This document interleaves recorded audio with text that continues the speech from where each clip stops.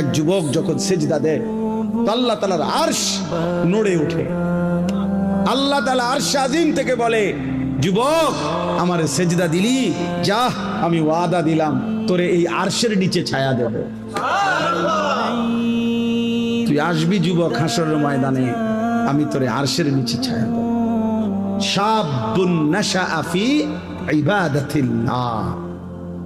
নবীজি বলেন যে যুবক তার যৌবন কালটা আল্লাহর ইবাদতে বেড়ে উঠছে, আল্লাহ রাসূল সাল্লাল্লাহু আলাইহি ওয়াসাল্লাম বলেন আল্লাহ তাআলা তাকে আরশের নিচে ছায়া দেবে। ইউজিল্লুহুমুল্লাহু ফি জিল্লিহি, আল্লাহ নিজের আরশের ছায়ায় ছায়া দিবে। সুবহানাল্লাহ।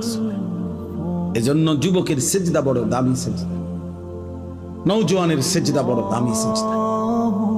এজন্য তোমরা হিম্মত করো।